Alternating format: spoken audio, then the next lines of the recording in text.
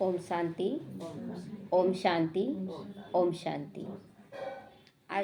आज दादी जानकी का स्मृति दिवस है।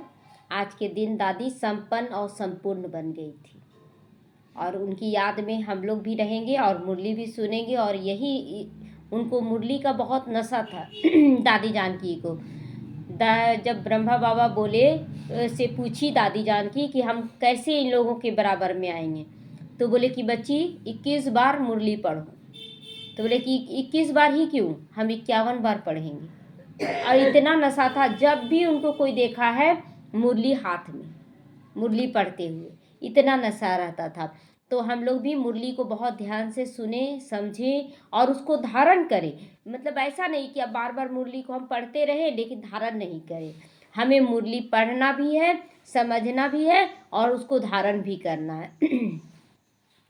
तो आज बाबा कह रहे, मीठे बच्चे, खेवैया आया हुआ है तुम्हारी नैया पार लगाने।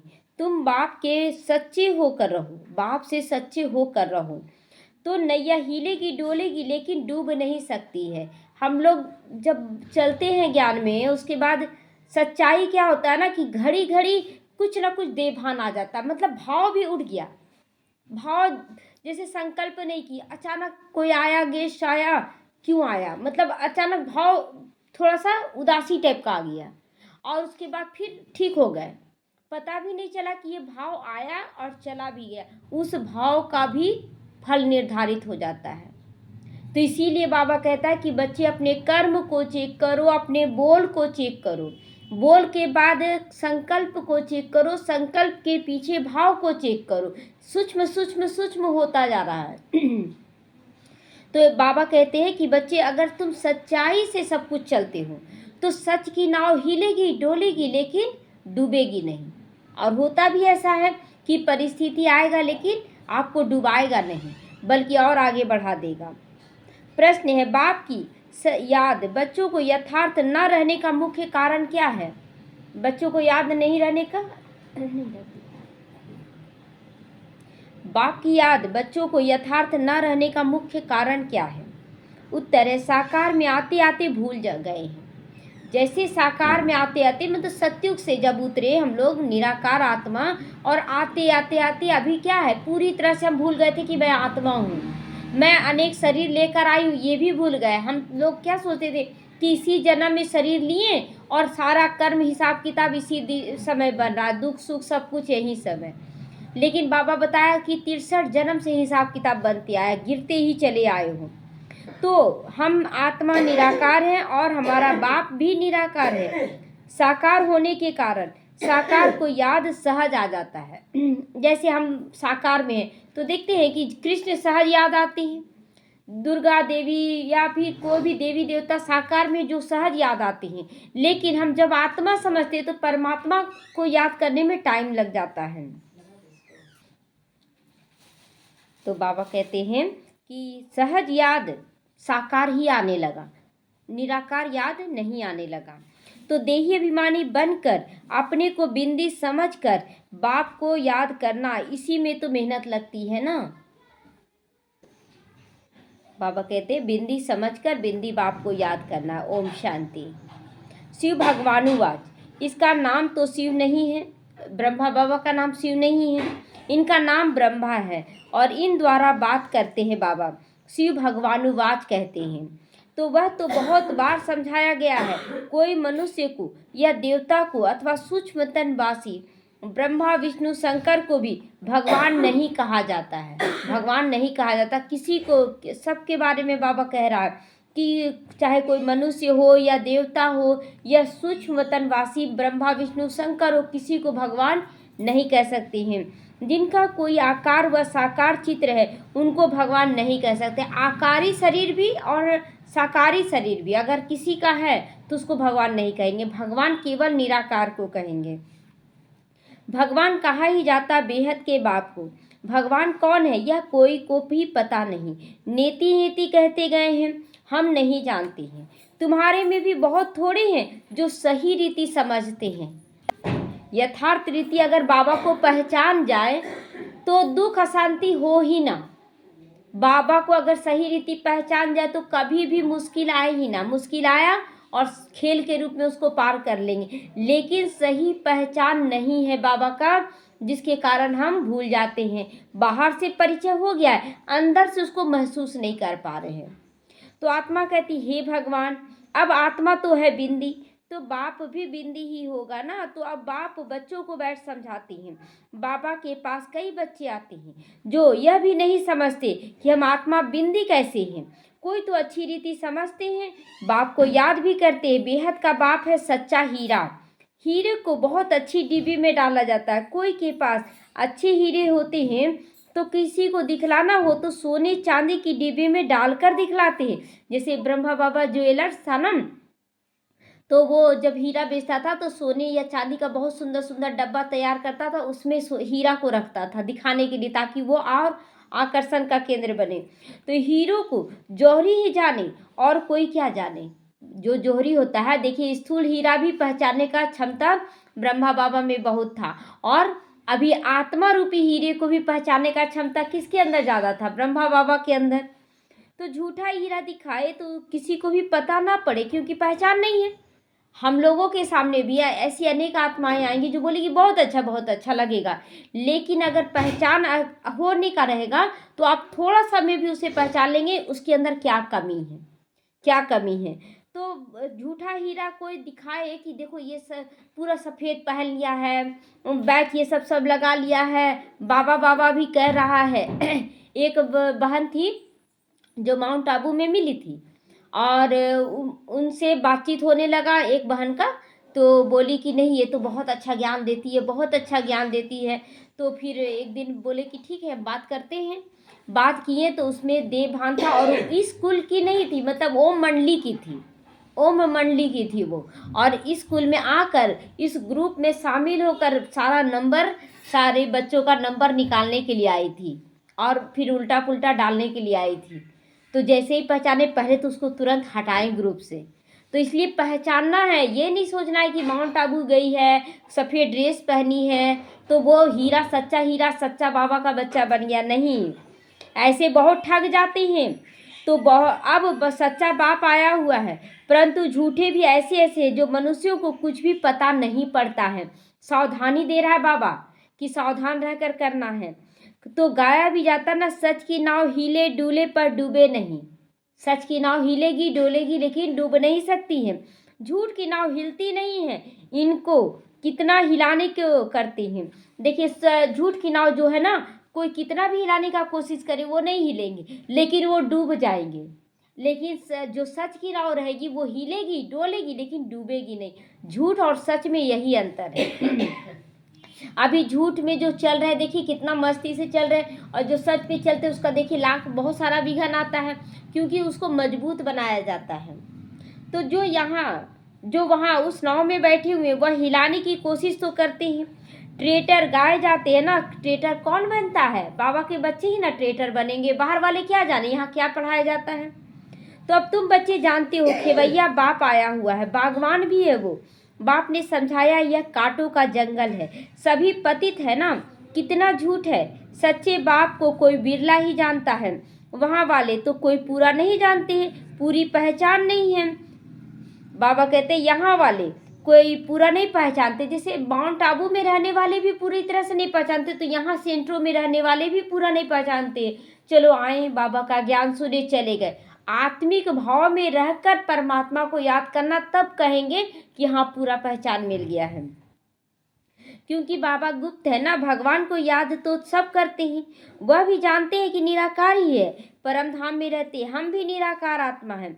वह नहीं जानते कि हम निराकार आत्मा, मतलब बोलते हैं कि भगवान निराकार ज्योति स्वरूप है, लेकिन ये नहीं मानते कि हम भी निराकार हैं, हम तो साकार में हैं। एक ही जन्म आए, पानी का बुलबुला पानी में समा जाएगा, खत्म हो जाएगा। तो निराकार आत्मा समझने का मतलब है कि निराकार आत्मा कभी भी खत्म नहीं होगी, आत्मा नहीं खत्म होगी, परमात्मा नहीं खत्म होगा। भल जन्म मरण में आते आते हमारी लाइट माइट कम हो गई है, लेकिन आत्मा खत्म तो नहीं होती है। तो साकार में बैठे बैठे वो भूल गए, साकार में रहते रहते साकार ही याद आता है। तुम बच्चे अभी देही अभिमानी बनते हो। भगवान को कहा जाता है परम पिता परमात्मा, यह समझना भी बिल्कुल सहज है। परमात्मा अर्थात परे से परे रहने वाला परमात्मा। तुमको कहा जाता आत्मा, तुमको परम नहीं कहेंगे, क्योंकि हम जन्म मरण में आते आते पतित बन गए हैं। तुम तो पुनर्जन्म लेती हो ना, तो यह बातें कोई भी नहीं जानता। भगवान को भी सर्वव्यापी कह देते हैं, ग्लानि करते हैं। भक्त भगवान को ढूंढते हैं, पहाड़ों पे ढूंढते हैं, तीर्थों पे, नदियों पर भी जाते हैं ना ढूंढने के लिए भगवान को।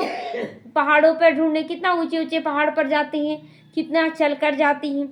समझते हैं नदी पतित पावनी है, उसमें स्नान कर हम पावन बन जाएंगे। आज कितने लोग जो नदी के किनारे ही रहते, वो लोग तो रोज नहा रहे हैं, रोज स्नान कर रहे, तब तो उनके जीवन में दुख अशांति नहीं होता होगा। लेकिन जाके पूछते हैं तो उनके पास भी बहुत सारा दुख अशांति है। तो उसमें स्नान कर हम पावन बन जाएंगे। भक्ति मार्ग में यह किसी को भी पता नहीं पड़ता है कि हमको चाहिए क्या। पता था हमको क्या चाहिए, क्यों पता नहीं रहने के कारण कभी ये चाहिए, सोच रहे थे कहीं शांति मिल जाए, कहीं शांति मिल जाए, तो सिर्फ कह देते हमको मुक्ति चाहिए, अब हमको यहाँ रहना ही नहीं है। यही बोल देते हैं ना। जब संदेश देने गए तो बोल दे कि आप मुक्ति का मतलब क्या समझते हैं, तो बोले कि मुक्त हो जाना मतलब शरीर छोड़कर जाना चाहते। तो क्या आप जाएंगे शरीर छोड़कर? अगर अभी अभी ऑर्डर हो जाए कि शरीर छोड़ दो तो जाएंगे, तो फिर मुक्ति क्यों मांगते हैं? मुक्ति का मतलब है बीमारियों से मुक्ति, दुख अशांति से मुक्ति, विकारों से मुक्ति, कमी कमजोरियों से मुक्ति। जब इन सब से मुक्त हो जाएंगे तो अपने आप हम मुक्त अवस्था में आ जाएंगे। तो मोक्ष चाहिए सभी बोलते हैं, क्योंकि यहाँ दुखी होने के कारण तंग हो जाते हैं। सत्युग में कोई मोक्ष या मुक्ति थोड़ी मांगते हैं, वहाँ भगवान को कोई बुलाते भी नहीं। सत्युग में कोई बुलाता है? तो इसीलिए तो अभी जो सुखी है वो नहीं बुलाता है। तो यहाँ दुखी होने के कारण बुलाते हैं। भक्ति में कोई का दुख नहीं हो सकता, हर नहीं सकता। भक्ति में कोई का किसी का भी दुख कोई हर नहीं सकता। एक दुख चलो कोई बोल दिया, समाधान दे दिया, लेकिन फिर 10 दुख आ जाता है। क्यों आ जाता है? क्योंकि हम पूरी तरह से अपने अंदर के विकारों को समाप्त नहीं करते। जब तक हम संतुष्ट नहीं हुए तो भले मतलब 10 चीज मिल गया, फिर 11वां चीज में आकर्षण जाग जाएगा। तो इसीलिए सबसे पहले अपने को संतुष्ट बनाना है, अपने को स्थिर करना है, सहन शक्ति से भरपूर करना, तब जाके हम दुख से मुक्त होंगे। भल कोई सारा दिन राम राम बैठकर भी जपे, दुख से मुक्त हो जाएगा। जब तक ज्ञान का तीसरा नेत्र नहीं खुलता ना, तब तक दुख से मुक्ति नहीं होता है। तो दुख कोई हर नहीं सकता है। यह है रावण राज। दुख तो जैसे गले में बांधा हुआ है तुम्हारे, चाहे फिर कुछ भी कर लो दुख निकलेगा नहीं। जब तक आप आत्मिक स्थिति में नहीं आते हैं, दुख नहीं निकलेगा। ये देह से ही सारा दुख अशांति बीमारी जुड़ा हुआ है। गाते भी है, दुख में सिमरन सब करे, सुख में करे न कोई। तो इसका मतलब जरूर सुख था, ये भी क्लियर हुआ कि दुख में सिमरन सब करे, सुख में करे न कोई। यानी कि सुख था और सुख में हम कभी भगवान को याद नहीं करते थे। अभी दुख है, सुख था सतयुग में, दुख है अभी कलयुग में। तो इसीलिए इसको कांटों का जंगल भी कहते हैं। अभी कांटों का जंगल, सब पतित हो गए तो सब तो दुखी देंगे ना। कोई उसको कांटा लगाएगा, कोई उसको कांटा लगाता है। तो पहला नंबर दे अभिमान का कांटा, फिर है काम का कांटा। तो अभी बाप समझाते, तुम इन आंखों से जो कुछ भी देखते हो यह विनाश होने का है। अब तुमको चलना है शांति धाम। तो जब विनाश होने का है तो फिर हम ये क्यों समझे ऐसे ठीक हो जाए, वैसे ठीक हो जाए। हम ये सोचे कि हम ठीक हो जाएं। जब हम ठीक हो जाएंगे तो सारा दुनिया अपने आप अच्छा हो जाएगा। तो अपने घर को और राजधानी को याद करो। घर को याद के साथ साथ बाप की याद भी जरूरी है, क्योंकि घर कोई पतित पावन नहीं है।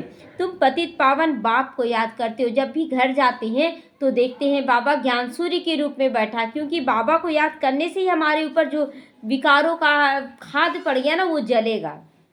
तो बाप को ही याद करना पड़े। वह कहते हैं माँ में कम याद करो, मुझे एक को याद करो। कितने को याद करते हैं दिन भर में, कितनों को याद करते हैं। तो मुझे ही बुलाते हो ना बाबा, आकर पावन बनाओ। ज्ञान का सागर जरूर मुख से आकर समझाना पड़े। प्रेरणा से कोई नहीं समझेंगे, क्योंकि प्रेरणा से कोई क्या समझेगा, कोई क्या समझेगा। तो एक तरफ शिव जयंती भी मनाते हैं, दूसरी तरफ फिर कहते हैं नाम रूप से न्यारा है। अच्छा, जब नाम रूप से न्यारा, नाम भी नहीं है, रूप भी नहीं है, तो फिर जयंती किसकी मनाते हैं, फिर किसकी मनाते हैं? तो नाम रूप से न्यारी कोई भी चीज़ नहीं होती है। फिर कह देते हैं ठीक कर भीतर में भी है भगवान। अनेक मतांतर हो गया ना, कोई बोलता है ही नहीं और कोई बोलता है कि सब में है। कैसा है? तो तुमको 5 विकार रूपी रावण ने तुच्छ बुद्धि बना दिया, इसीलिए देवताओं के आगे जाकर नमस्ते करते हैं। कोई भी नास्तिक होते हैं, कोई तो नास्तिक होते हैं, किसी को भी नहीं मानते। कोई जैसे भगवान को नहीं मानते हो तो देवी देवता को मानते हैं, और कोई साधु संतों को मानते हैं, और कोई ऐसे भी होते जो किसी को नहीं मानते हैं, बोलते हैं हमको किसी से कोई मतलब नहीं, हम सिर्फ अपने कर्मों पे ध्यान देते हैं। तो यह बाप के पास आते ही हैं क्या? आस्तिक बनने के लिए। नास्तिक थे लेकिन आस्तिक बनने के लिए आते हैं। तो ब्राह्मण जिनको 5000 वर्ष पहले भी समझाया था, वही ब्राह्मण अभी बैठे हैं। लिखा हुआ भी है, परम पिता परमात्मा ब्रह्मा द्वारा स्थापना करते हैं। तो ब्रह्मा की हम संतान ठहरे। ब्रह्मा द्वारा स्थापना यानी हम सब ब्रह्मा की संतान है।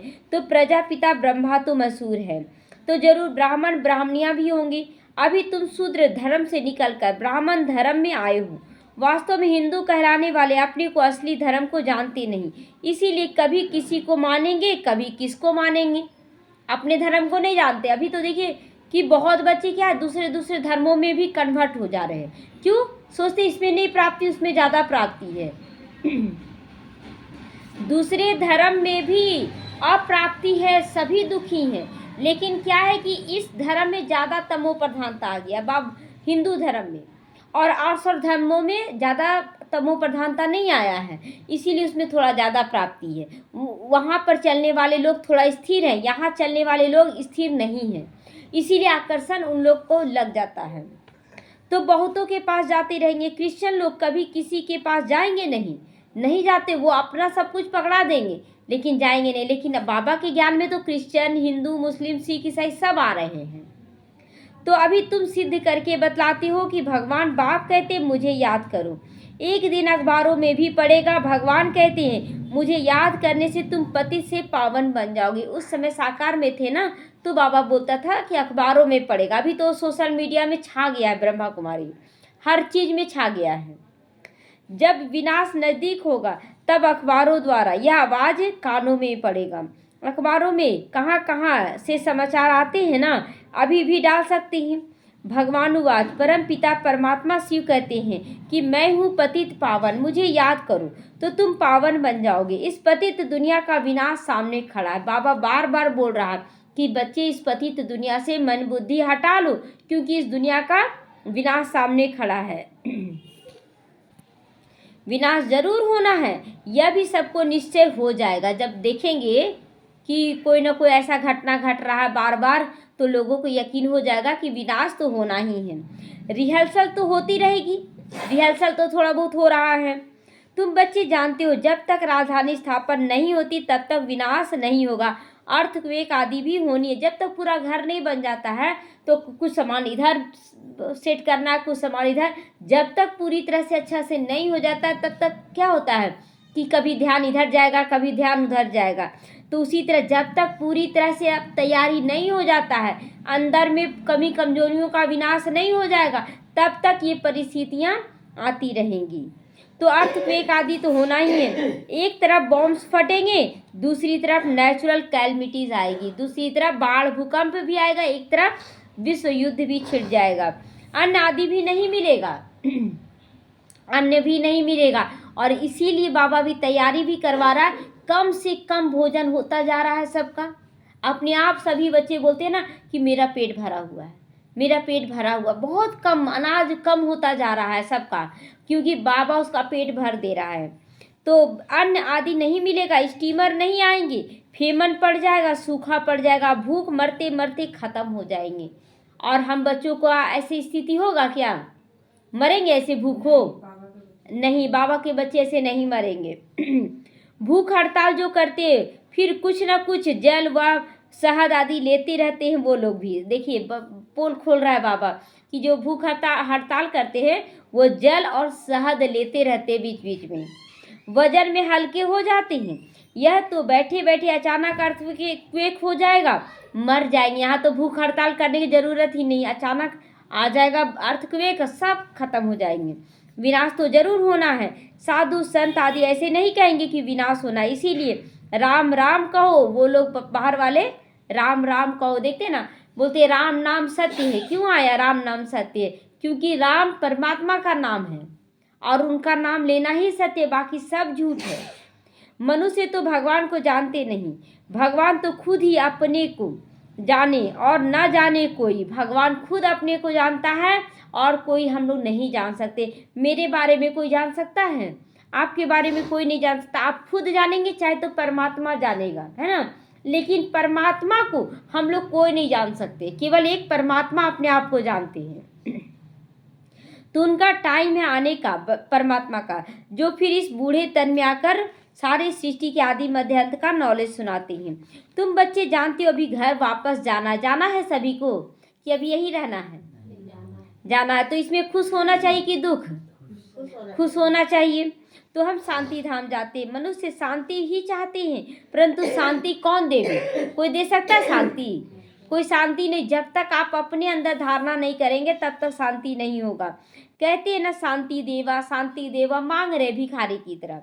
अब देवों के देव एक ही ऊंची से ऊंचा बाप है, वह कहते हैं मैं तुम सबको पावन बनाकर ही ले जाऊंगा। ये बाबा का प्रतिज्ञा है कि एक एक बच्चे को पावन बनाकर ही ले जाएगा। एक को भी नहीं छोड़ूंगा मैं, एक को भी नहीं छोड़ेंगे बाबा। तो चाहे आप ज्ञान में चले या ना चले, जैसे बहुत बच्चे बोलते हैं यहाँ तो ये छोड़ाया जाता है यहाँ, लेकिन बाबा क्लियर करता है कि एक को भी नहीं छोड़ेंगे। तो बाबा कहते हैं एक को भी हम नहीं छोड़ेंगे। तो ड्रामा अनुसार सबको जाना है। गाया हुआ है ना, मच्छरों के समान आत्माएं जाएंगी। एकदम देखते हैं कि मच्छरों का झुंड कैसे उड़ता है एक साथ, तो आत्माएं वैसे ही उड़ेंगी। तो यह भी जानते हैं सतयुग में बहुत थोड़े मनुष्य होते हैं। अभी कलयुग अंत में कितने ढेर मनुष्य हो गए ना, फिर थोड़े कैसे हो जाएंगे? थोड़े कैसे हो जाएंगे? जो तैयारी कर रहा अच्छे से बाबा का ज्ञान को धारण कर रहा है वो स्थिति बना कर जाएगा। और जो बच्चे नहीं है इस ज्ञान में अच्छे से, वो लोग केवल बोलेंगे हमको मोक्ष चाहिए, हमको मोक्ष चाहिए, दिन रात वो वही संकल्प चला रहे, तो उनको मोक्ष दे दिया जाएगा। तो उनका भी सत्य हो रहा है संकल्प, और हम बच्चों का भी सत्य हो रहा है। तो अभी संगम है। तुम सतयुग में जाने के लिए पुरुषार्थ करते हो, जानते हो ये विनाश हो जाएगा, मच्छरों के समान आत्माएं जाएंगी, सारा झुंड चला जाएगा, सतयुग में बहुत थोड़े रहेंगे। बाप कहते हैं कोई भी देहधारी को याद नहीं करो। रोज बाबा यही पढ़ाता है ना, लेकिन फिर भी देहधारी याद आता है, फिर भी सब याद आते हैं। देखते हुए हम नहीं देखते हैं, हम आत्मा हैं, हम अपने घर जाएंगे, ये याद करना है। खुशी से पुराना शरीर छोड़ देना है। अपने शांति धाम को याद करते रहेंगे तो अंतमति सो गति हो जाएगी। अंतमति क्या गति होगा? जो स्थिति हमारा बन रहा है पावरफुल कि मैं आत्मा हूँ, मेरा केवल एक परमात्मा है, ये अंतमति सो गति करना है। अगर किसी देहधारी को आप याद किए और वो शरीर उसी समय आप शरीर छोड़ दिए तो आप उसी देहधारी के पास जाकर जन्म लेंगे। तो हमें तो जाना है बाबा के पास और सतयुग में देवी देवताओं के पास आना है, तो हमें अभी किसी को याद नहीं करना है। तो एक बाप को याद करना, इसमें मेहनत लगती है, मेहनत बिगैर ऊंचा पद थोड़े ही मिलेगा। बाप कहते हैं तुमको नर से नारायण बनाने के लिए। अब इस पुरानी दुनिया में कोई चैन है? चैन सुकून मिल रहा है क्या यहाँ पर? नहीं। तो चैन है शांति धाम में, चाहे तो सुख धाम में। हमें जाना कहाँ है? शांति धाम की सुख धाम? सुख धाम में जाना है। तो यहाँ तो घर घर में अशांति है, मारपीट होती है। बाप कहते अब इस छीछी दुनिया को भूल जाओ, इस छीछी दुनिया को याद नहीं रखो। मीठे मीठे बच्चों, मैं तुम्हारे लिए स्वर्ग की स्थापना करने आया हूँ। इस नरक से मैं तुम पतित बनकर पड़े हो। बाबा बोल रहा है कि इस दुनिया में हम क्या बन के पड़े हैं? पतित बनकर। तो अब स्वर्ग में चलना है ना, तो अब बाप को और स्वर्ग को याद करो तो अंतमति सो गति हो जाएगी। शादी आदि में भल जाओ परंतु याद बाप को करो। जैसे बच्चे घूमने जाते हैं तो आकर्षणों में घुल मिल जाते हैं, आकर्षणों में घुल जाते हैं, ये लेना है ये लेना, बाप की याद गुल हो जाती है। हमें सब कुछ करते हुए लेकिन बाबा को बहुत अच्छे से याद करना है। अंदर में चलता रहे मैं बाबा के साथ हूँ। सामान देख रहे हैं, अंदर में बाबा देखो अगर ये सामान लेने का है तो तुम लेवा रहे हो, और नहीं लेने का है तो नहीं लेंगे। मतलब ऐसा नहीं कि पसंद आ गया, जैसे पहले ज्ञान में नहीं थे ना, तो जो चीज़ पसंद आ गया उसको छोड़ नहीं सकते, लेना ही है। लेकिन अब नहीं, पसंद आया नहीं लेने का परिस्थिति आ रहा, डिटैच हो जाएंगे तुरंत भर में। ये नहीं कि लेना है अच्छा है ले ही लेते, ऐसा नहीं। तो नॉलेज सारी बुद्धि में रहनी चाहिए। ये सारा जब भी आप कहीं जाते हैं शादी ब्याह में, या कितना सुंदर सजावट है, कितनी सुंदर दुल्हन लग रही, देवभान है, ये सब देवभान है। शरीर की तरफ आकर्षण जा रहा है, डिटैच 10 लोग बोल रहे हैं दुल्हन बहुत सुंदर, हाँ ठीक है, हम क्या देखे अंदर में, आत्मा बहुत सुंदर है, उसको बोल रहे हैं हाँ बहुत सुंदर है। हम क्या किसको देख के बोल रहे हैं, आत्मा को देख कर बोल रहे हैं ना, दूल्हा बहुत सुंदर है। तो फिर आप देवभान में फंस गए, है ना। तो ये सब देखना है कि हम अंदर क्या चला रहे हैं। तो भल घर में रहो, बच्चों आदि की संभाल भी करो, परंतु बुद्धि में याद रखो बाबा का फरमान है मुझे याद करो। घर छोड़ना नहीं है, नहीं तो बच्चों की संभाल कौन करेगा। अच्छा घर छोड़ देंगे तो परिवार की संभाल कौन करेगा। तो भक्त लोग घर में रहते हैं ना, गृहस्थ व्यवहार में रहते हैं, फिर भी भक्त कहा जाता है क्योंकि भक्ति करती हैं। घर बार भी संभालते हैं, विकारों में जाते हैं, तो भी गुरु लोग उनको कहते हैं श्री कृष्ण को याद करो तो उनके जैसा बच्चा होगा। मतलब घर गृहस्थ में है, शादी हुआ है ना, तो फिर बोलते हैं गुरु लोग कि भल गृहस्थ में रहो और कृष्ण को याद करो, तुमको कृष्ण जैसा बच्चा मिल जाएगा। तो जैसा बच्चा मिल जाएगा। इन बातों में अब तुम बच्चों को नहीं जाना है, लेकिन हम बच्चों को ऐसा जाना है कि शादी करके फिर बच्चे पैदा करते रहें, ये सब नहीं होना है। क्योंकि तुमको तो अब सतयुग में जाने की बातें सुनाई जाती है, जिनकी स्थापना हो रही है, यहाँ पर बच्चे बढ़ा लेंगे या फिर बच्चों की पालना में लग जाएंगे, आपको टाइम नहीं मिलेगा। तो बैकुंठ की स्थापना कोई श्री कृष्ण नहीं करते जो हम उनको भी अभी याद करें। हमें तो निराकार शिव बाबा को याद करना है। हाँ कृष्ण एक लक्ष्य है। तो श्री कृष्ण ने तो मालिक बनाना, बाप से वर्षा लिया, संगम के समय ही गीता का भगवान आते हैं। गीता सुनाई बाप ने और बच्चों ने सुनी। अभी गीता बाप सुना रहा और हम बच्चे सुन रहे हैं। भक्ति मार्ग में फिर बाप के बदले बच्चे का नाम डाल दिया है। बाप को भूल गए तो गीता भी खंडन हो गया, उसी समय गीता खंडित हो गया। खंडित चीज को पूजते हैं क्या, तो गीता भी खंडित हो चुका है, क्योंकि उसमें बाबा कहते हैं कि उसमें शिव बाबा के जगह में किसका नाम डाल दिए हैं, कृष्ण का। तो बाप को भूल गए, गीता खंडन हो गई। वह खंडन ही की गई गीता पढ़ने से क्या होगा, जो खंडित हो गया है उसको अब पढ़ने से कोई फायदा नहीं है। तो बाप तो राजयोग सिखला कर गए हैं, इनसे श्री कृष्ण सत्यु का मालिक बना। भक्ति मार्ग में सत्यनारायण की कथा सुनने से कोई स्वर्ग का मालिक बनेगा क्या। सत्यनारायण की कथा सुनने से बन जाएगा, नहीं बनेगा। उसमें तो लीलावती ऐसे की, कलावती ऐसे की, बनिया ऐसा की, हम क्या करें, कोई बताया उसमें। लेकिन ये सच्ची सच्ची श्री सत्यनारायण कथा, श्री कर्म करना सिखलाया, श्री मतलब श्रेष्ठ कर्म करना सिखलाया गया, सत्य मतलब आत्मिक स्थिति में ठहराया गया, और नारायण माना नारायण का लक्ष्य दिया गया। श्री सत्य नारायण कथा यही हो जाएगा, है ना। तो उसमें तो कुछ बनना नहीं है। तो ना कोई इस ख्यालात से सुनते हैं, उससे फायदा कुछ नहीं मिलता। साधु संत आदि अपने अपने मंत्र आदि देते रहते, फोटो देते हैं। यहाँ ये सब बातें तो नहीं है कि अलग अलग फोटो दिया है, तो कोई फोटो नहीं, भल कोई फोटो ना रखो, बाप को याद करो। दूसरे सत्संगों में जाएंगे तो कहेंगे फलाने स्वामी की कथा हो रही थी, मतलब वो व्यक्ति का नाम लेते हैं ना कि उसका कथा सुनने गए, उसका कथा। यहाँ जब आते हैं तो क्या बोलते हैं कि हम शिव बाबा से पढ़ने जा रहे हैं, बाबा के साथ मुरली सुनने जा रहे हैं। तो किसकी कथा, वेदांत की कथा, गीता की कथा, भागवत कथा, यही सब सुनाते हैं। अभी तुम बच्चे जानती हो हमको पढ़ाने वाला कोई देहधारी नहीं, ना कोई शास्त्र आदि कोई पढ़ा हुआ। हम लोग कोई पढ़े हुए हैं शास्त्र, इस जन्म में तो पूरी तरह से नहीं पढ़े। अगर कोई शास्त्रवाद करने लगेगा तो हम लोग जवाब दे पाएंगे, नहीं दे पाएंगे पूरी तरह से। तो यहाँ कोई पढ़ा हुआ है, आदि कुछ कुछ ना कुछ कोई शास्त्र पढ़ा हुआ है। शिव बाबा कोई शास्त्र पढ़ा हुआ है क्या? पढ़ने का जरूरत है शिव बाबा को? शिव बाबा तो हमारे बचपन से अब तक का सारा कहानी जान रहा है। तो पढ़ते हैं मनुष्य। शिव बाबा कहते हैं मैं ये शास्त्र नहीं पढ़ता हूँ। तो बाबा कहते हैं मैं गीता आदि कुछ भी नहीं पढ़ा हुआ हूँ। शिव बाबा कह रहे हैं यह रथ जिसमें मैं बैठा हूँ ना, ये पढ़ा हुआ है, ब्रह्मा बाबा पढ़ा हुआ है, मैं नहीं पढ़ा हुआ हूँ। मेरे में तो सारे सृष्टि चक्र का आदि मध्य अंत का ज्ञान तो है ही, तो मुझे पढ़ने की क्या जरूरत है। यह रोज गीता पढ़ता था, तोते मुआफी कंठ कर लेते थे ये। जब बाप ने प्रवेश किया तो झट गीता छोड़ दी, क्योंकि सत्य गीता तो बाबा सुनाने लगा, क्योंकि बुद्धि में आ गया कि ये शिव बाबा स्वयं हमें सुना रहे हैं।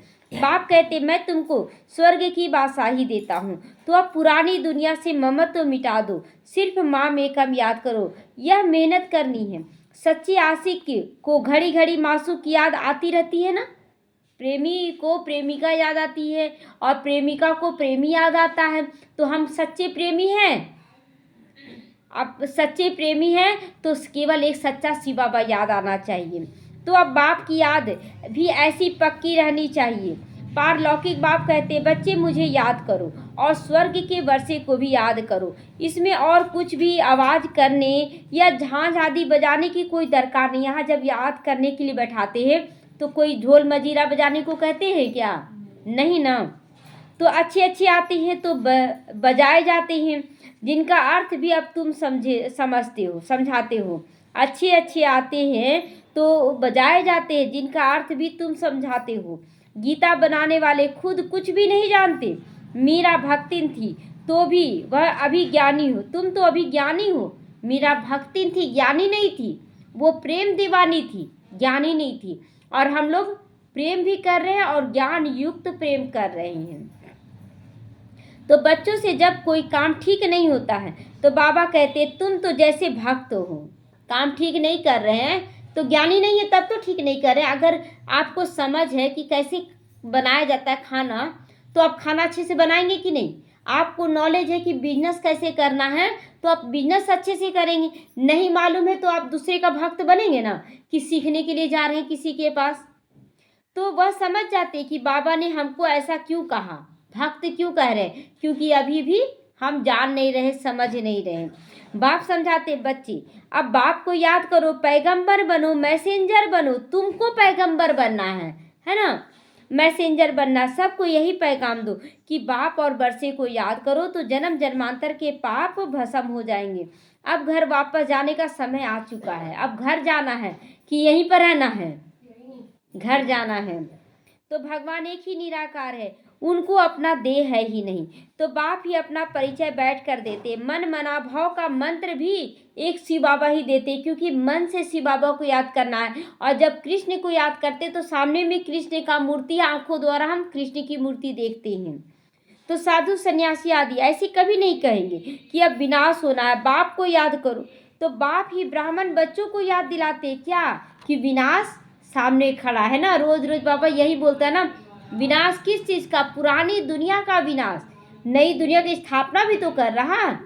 तो हमें पुराने स्वभाव संस्कारों का विनाश करना है। याद से तुम्हें हेल्थ भी अच्छा मिलेगा और पढ़ाई से वेल्थ भी मिल जाएगा। जितना पढ़ेंगे उतना धन के मालिक बनेंगे, जितना आप बाबा को याद करेंगे उतना शक्तिशाली बनेंगे। तो दोनों चाहिए ना। तो तुम काल पर भी जीत पा लेती हो। वहाँ कभी अकाले मृत्यु नहीं होती। सतयुग में या त्रेता युग में कभी अकाले मृत्यु नहीं होगा।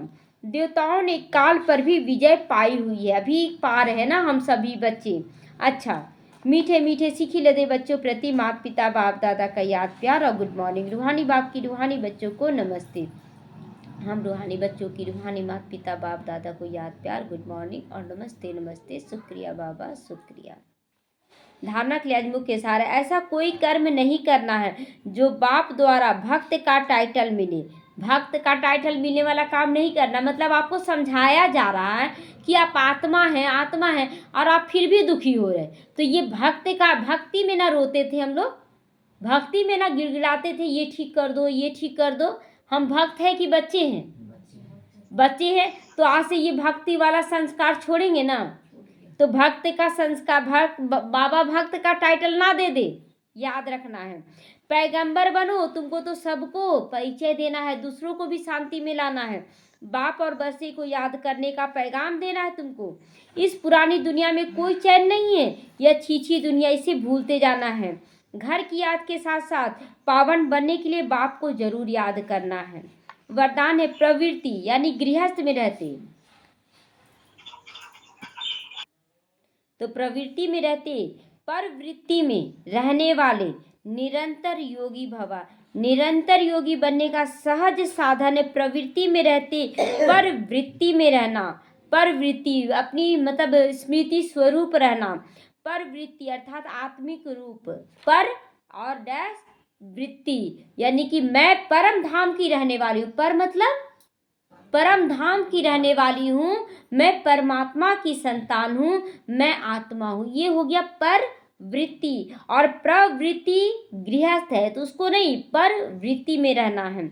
जो आत्मिक रूप में स्थित रहता है वह सदा न्यारा और बाप का प्यारा बन जाता है। पर वृत्ति में जो रहता है मतलब जो समझता है कि मैं आत्मा हूँ, मैं परम धाम से यहाँ रोल बजाने आई हूँ, तो वो आत्मिक स्वरूप में रहता है, तो सदा न्यारा और बाप का प्यारा बन जाता है। जो आत्मिक स्वरूप में रहता है, जो फंसा हुआ है वो तो फिर कहीं ना कहीं उसका उदासी निराशा आ जाएगा, तो कुछ भी करेगा लेकिन ये महसूस होगा उसको जैसे काम नहीं किया है, जैसे कि कोई खेल किया है।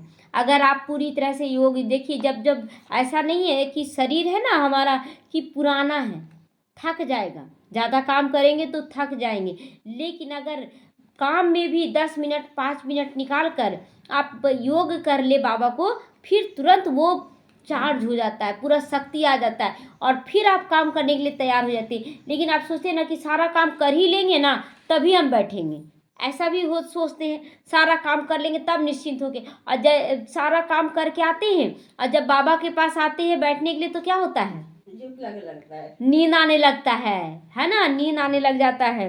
तो इसीलिए बाबा कहता है कि अगर आप योग युक्त होकर काम कर रहे हैं तो आपको कभी थकावट अनुभव नहीं होगा, खेल अनुभव होगा। तो प्रवृत्ति में रहते आत्मिक रूप में रहने से सब खेल की तरह सहज अनुभव होगा।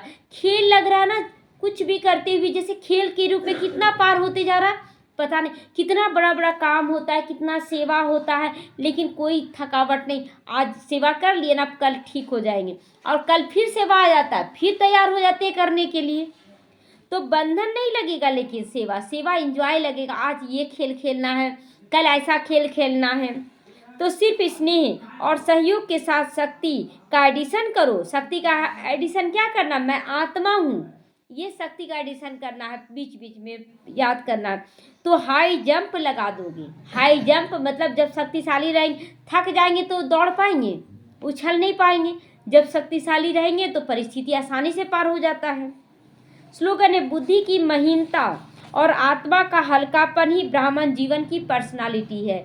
देखिए बुद्धि की महीनता एकदम गहराई में, अभी क्या बोले कि पहले व्यवहार को ठीक किए, हम कर्म को ठीक किए, फिर बोल को ठीक किए, बोल के बाद संकल्प को ठीक किए और संकल्प के पीछे भाव को ठीक करना है। ये है एकदम महीनता। जब महीनता को ठीक कर लेंगे तो आत्मा का हल्कापन, यही पर्सनालिटी हमारा चारों तरफ प्रत्यक्ष करेगा बाबा को। अव्यक्त इशारे, सत्यता और सभ्यता रूपी कल्चर को अपनाओ। हिम्मतें शक्तियाँ मददे सर्वशक्तिमान।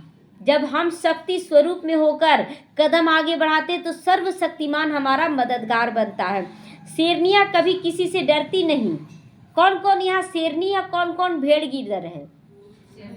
शेर शेरनी सब कोई है ना, भेड़ गिदड़ कोई है। तो निर्भय होती हैं, यह भी भय नहीं कि ना मालूम क्या होगा आगे। ये भय की निशानी, पता नहीं क्या होगा, अब ठीक होगा कि नहीं। तो सत्यता की शक्ति के स्वरूप होकर नशे से बोलो, नशे से देखो कि सब कुछ अच्छा से अच्छा होने वाला है। नशे में रहना है, ये नहीं पता नहीं बोल तो रहे ठीक हो जाएगा, होगा कि नहीं। ये बचपन का खेल है कि होगा कि नहीं, अब नहीं। तो हम ऑल माइटी गवर्नमेंट के अनुचर हैं, हमारे साथ बुरा कैसे हो सकता है? हम किसके अनुसरण कर रहे हैं? बाबा के श्रीमत का ना, तो हमारे साथ बुरा नहीं हो सकता।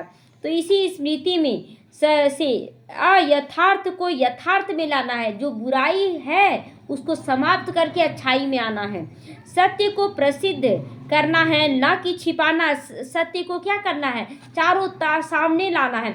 जैसे बहुत बीमार है हमारा बच्चा, और बीमार है तो सब लोग चिंता कर रहे हैं कि क्या होगा क्या होगा। बोले आत्मा को कुछ नहीं होता है, आत्मा तो बिल्कुल स्वस्थ और शक्तिशाली है।